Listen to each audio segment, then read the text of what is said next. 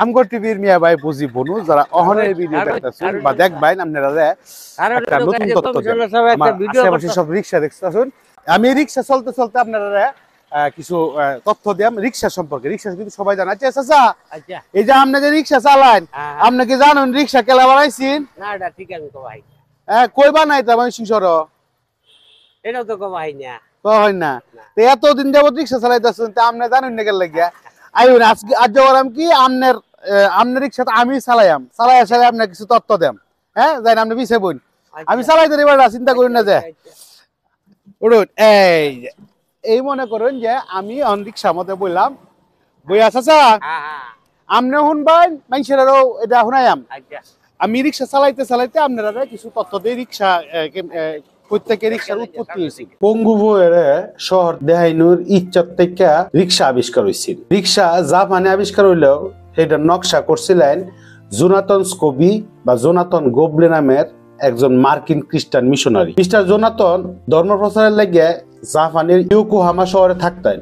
এলার বউ এলিজা গোবলে হাঁটতে পারতেন না।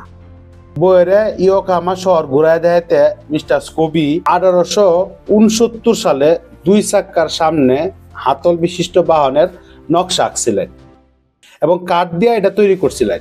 সেই বাহনের নাম তিনি দেন জিন রিক্সা। এরপর সেইটার অনুকরণে জাপানে এই বাহনটা নির্মাণ শুরু হয়, যা কালের বিবর্তনে রিক্সা নামে পরিচিতি পায়। তবে এইটা কোনো মানুষ পরিবহনের লাগে না, বরং ব্যবহৃত হইতো মালপত্র পরিবহনের লাগে। আচ্ছা এটা নয় আবিষ্কারের কথা কইলাম, আবিষ্কার খেলা করছেন না করছেন নম্বর বাংলাদেশে রিক্সা আইসি থেকে এটা আমরা জানি। বাংলাদেশের রিক্সা আইসে মিয়ানমারের রেঙ্গুন থেকে 1919 সালে এবং এটা চট্টগ্রামে ফেলে আইছে। 1930-এর দশকে কলকাতায় ফেডারেল চালিত রিক্সা চালু হয়েছে। এরপর এই রিক্সা 1937 সালে বাংলাদেশের ডাহায় আইয়ে। তবে ডাহার রিক্সা আইছিল ভারতের কলকাতা থেকে 1930-এর দশকে। এই কারণে দুই রিক্সার কাঠামোগত বৈশিষ্ট্য আছিল আলাদা। বাংলাদেশের শুরু থেকে সাইকেল রিক্সার প্রচলন ঘটে, মানুষের হাতে টানা রিক্সা না। নারায়ণগঞ্জের পাট কোম্পানি রেলি ব্রাদার্স কেরানি কলকাতা থেকে একটা রিক্সা নারায়ণগঞ্জে লয়ে আইছিল। এর আগে পূর্ববঙ্গে কেউ রিক্সা দেখছেন না। ফয়লা রিক্সার মালিক ছিলেন যদুগোপাল দত্ত। ফয়লা রিক্সা চালকের নাম ছিল নরেশ। এরপর যদুগোপাল দত্তের প্রতিবেশী শিশির মিত্র 4টা রিক্সা আমদানি করছিল। সেই থেকে অল্প অল্প করে রিক্সা আমদানি শুরু হয়। হাতে টানা কিছু রিক্সা আমদানি করা হয়েছিল, কিন্তু তাতে বিরূপ প্রতিক্রিয়া হওয়ায় পৌরসভা এটা বন্ধ করে দেয়। মূলত আমদানি করা রিক্সাগুলাই চেইন লাগানো আছিল যেন মানুষের পরিশ্রম কম হয়। বাংলা মিডিয়ার তথ্য মতে নারায়ণগঞ্জ এবং নেত্রকোনা শহরে বসবাসরত ইউরোপীয় পাট রপ্তানিকারকরা তারা ব্যক্তিগত ব্যবহার লাগিয়ে 1938 সালে ফয়লা কলকাতা থেকে চেইন লাগানো রিক্সা আমদানি করে।